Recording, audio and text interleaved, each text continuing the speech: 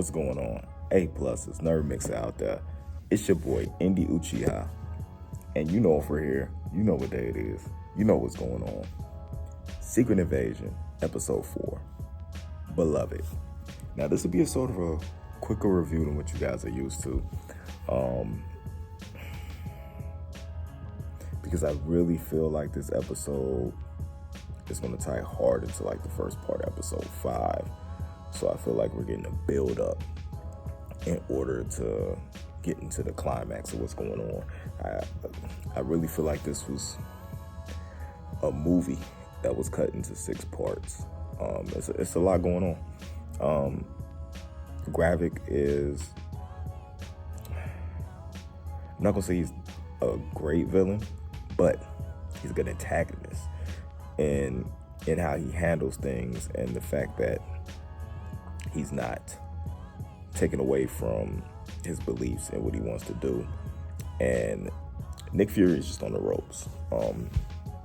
It's amazing how vulnerable Nick Fury looks at when he doesn't have superheroes around. There were a lot of great callbacks in this episode, like the 2012 when the Avengers, you know what I'm saying, Battle of New York, and him going back to his lady and, you know, getting the explanation of why she took the body she took. It was an interesting aspect to me that she found somebody who had terminal cancer, let her know what she was going to do, and then had to follow certain rules about what's going on. And like, she would be a daughter to her parents, to the lady's parents, and that she would not kill Nick Fury. So we knew that his wife was working with Gravik.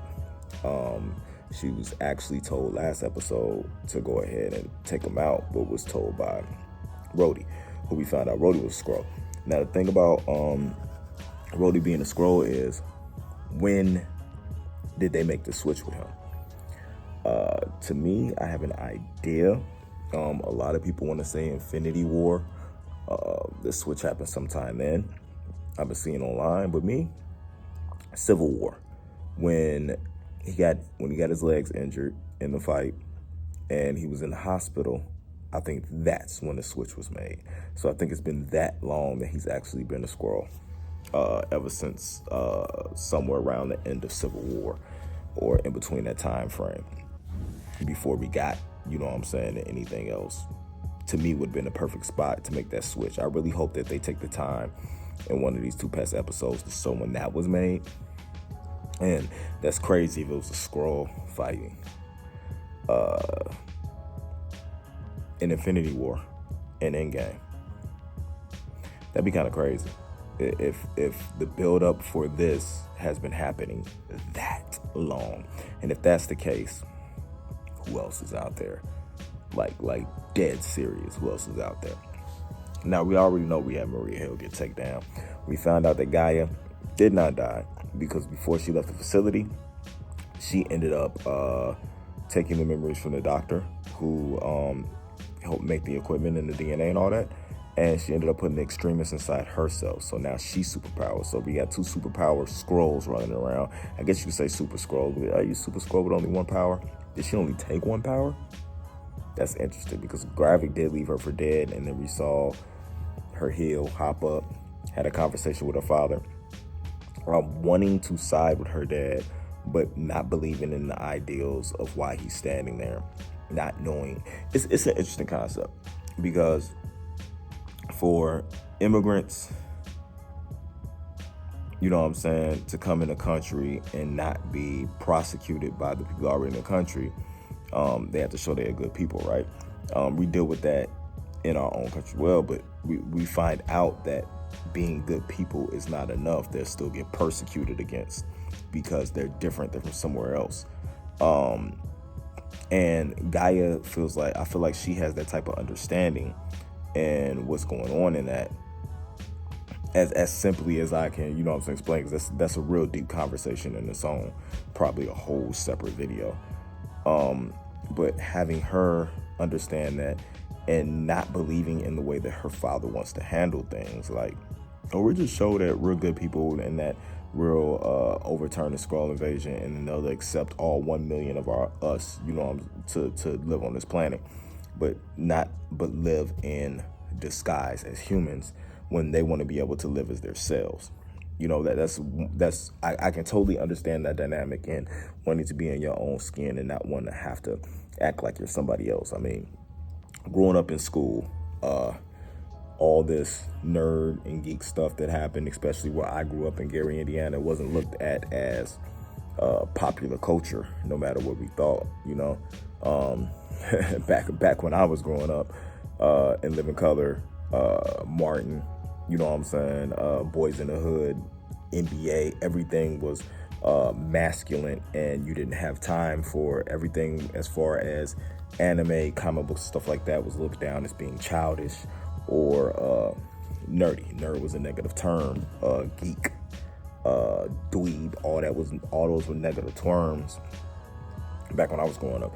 To me, I wish the aspect of what's going on now, when popular culture is nerd and geek pop culture, if I could have had that back in the day when I was growing up, man, I'd be rich, I'd be rich, excuse me. Ooh, but wait for that to come out forever. Apologize.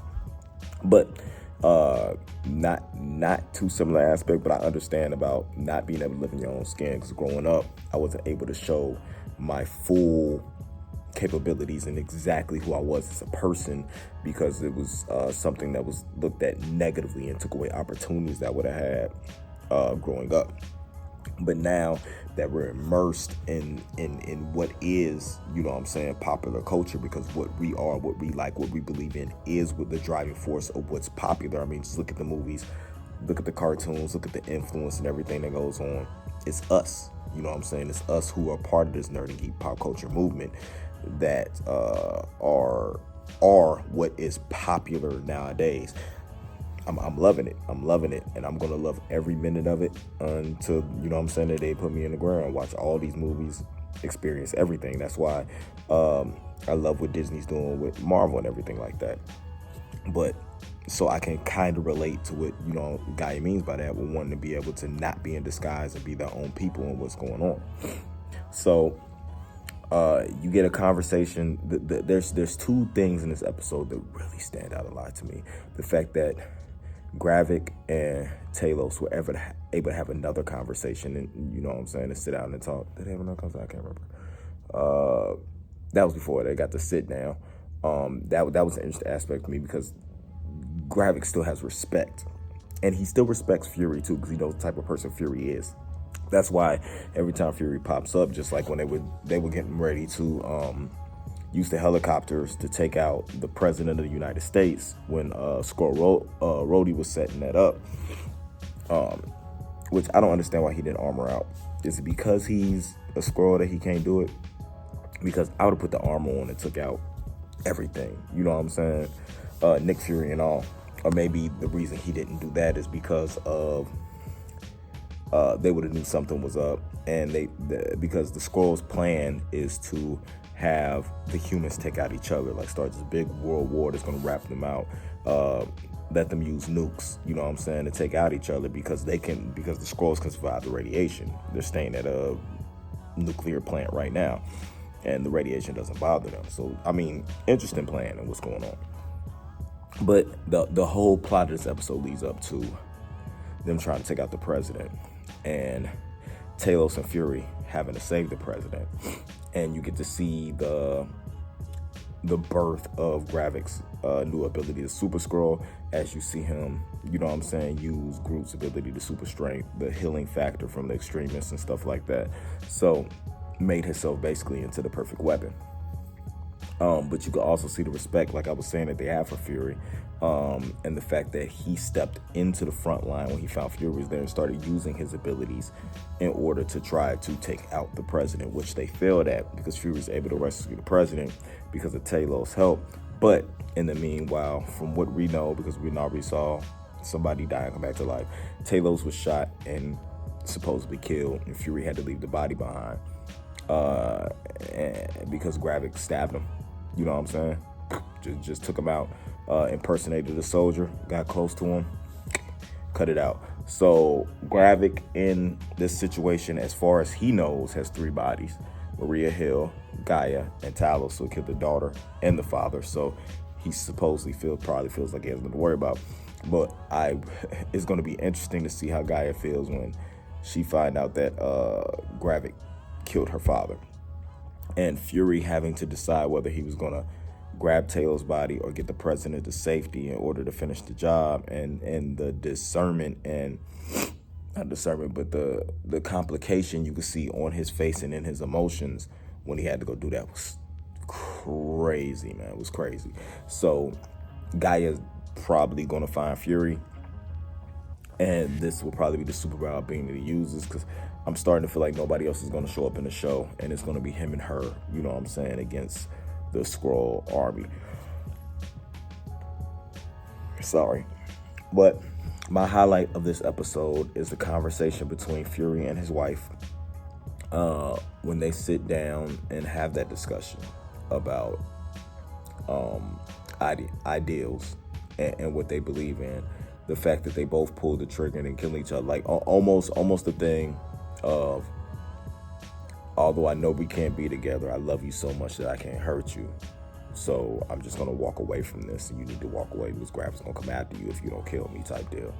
And then her asking the question of, if I didn't take this face, would you still love me? And him be like, well, we'll never know now because of what you did. And that's interesting, because to me, again, that builds into the concept of them not being able to be themselves. Like, did Fury love the fact that she took the face and ideals and emotions and memories of this woman that appealed to him? Or did he really like, you know what I'm saying, the Skrull and what she did? Because she was really in love with him, regardless of the form she had. But you'll never know whether he loved her or he loved what she was acting to be. And I feel like that has a lot. It's a lot of the backstory and what's going on with this whole secret invasion thing is, who are you really? You know what I'm saying? Are you allowed to be the real you? Or do you have to stand and be somebody else in order to be successful? So you guys let me know what you thought about this episode. I'm interested in seeing what you guys, especially you, Marcelino. I want to see what you got to say about this. Let me know what you think about it in the comments below. Don't forget to like and subscribe and hit that noti bell so you know every time we put up content. I'm enjoying it. A lot of people are iffy about these series. A lot of people are saying that the series isn't good, it's boring to them. I'm finding this is one of the more intriguing series that we watch. I feel like it's more than just Marvel action and superheroes and stuff like that. These stories that a lot of these shows are giving us, like this and not Winter Soldier, but Falcon and the Winter Soldier, are giving us basis stories and reason to believe in what's going on. So you guys, let me know what you thought. I'll catch you next time. As always, keep it A+. Indy out.